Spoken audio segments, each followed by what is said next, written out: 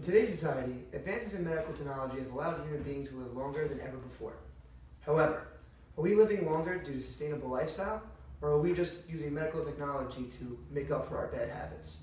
In a world where more people are obese than lacking food, we are inclined to think it is the latter. In order to explore this question, we sat down with Professor Gary Truce to talk about how people around the world are living longer and living sustainably. Well, blue zones are actually defined as being areas of the world that were first of all marked in blue magic marker, indicating certain places in the world where people seem to be living longer lifespans than almost anywhere else on Earth. And it seems that in all of these areas where they've studied blue zones, all of these things are very important to the people in those areas, even though we think of physical fitness here as going to the gym and exercising or going out and jogging.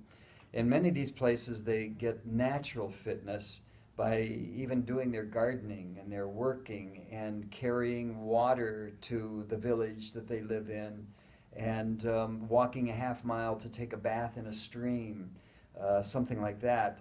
And so they get natural fitness in many of these places as compared to here, where if we don't go to a gym, we don't get much fitness. Okay, some of the main characteristics that they're coming up with that are so important in these zones are, first of all, they're finding that their diet nutrition is much more of a plant-based diet, closer to vegetarian, and in some places mostly vegetarian. But not in all places, but meat, the amount of meat that they eat, and especially processed foods, is non-existent.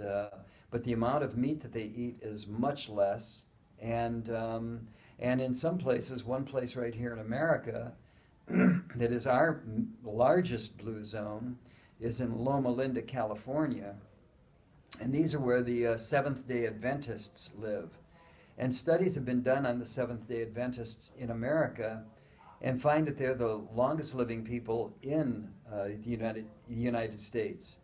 And what they found as characteristics, again, is their diet, mostly, well, they are completely vegetarian. The Seventh-day Adventists, they don't even drink, they don't smoke, and so they have no alcohol whatsoever in their diets. And they believe in exercise. And so that's a big part of Loma Linda, California, with the Seventh-day Adventists here in America.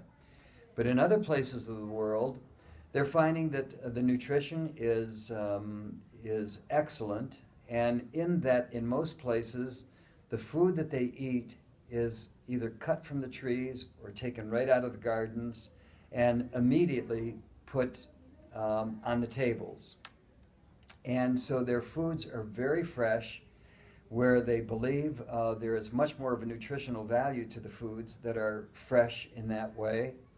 They don't have all the processing that we go through here. They eat real, whole, natural foods right straight from their gardens. The amount of activity that they do is so much more than we have right here in America.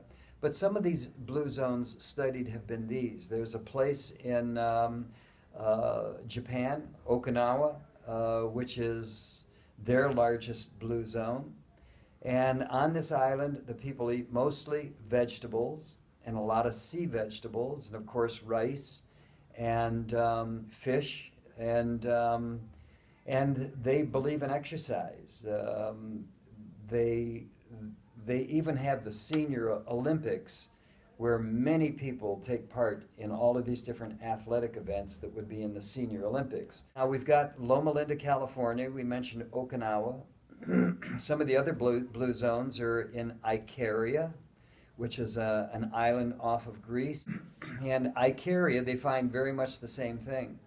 Their diets, their nutrition, the amount of activity, and the whole sense of community with friends and family is so very important.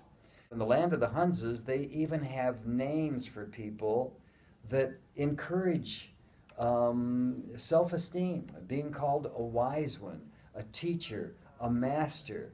And so as the people get older, they have something purposeful to do in their lives, rather than in America, when you reach 55 or 60 years old, you're pretty well retired. And what people think of retirement here is stopping all activity, take it easy, mellow out, and enjoy the rest of their lives. But by doing less activity, they're actually cutting their lives short. What do I think is most valuable to take away from the Blue Zones that we could put into our lifestyle? First of all, I think we have to get back to being the way Americans were back in the 1930s and 40s in a certain way.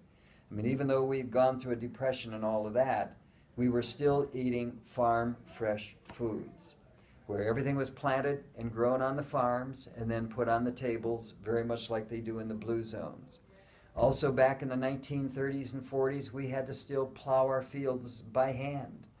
And so we were much more active as farmers. After speaking with Professor Truce, it is evident that the current technological advances, along with the American lifestyle, will not lead to the greatest life longevity. In order to be truly sustainable, we must return to our roots and live healthy lives by eating whole natural foods, eliminating processed foods, exercising regularly, and maintaining a sense of community.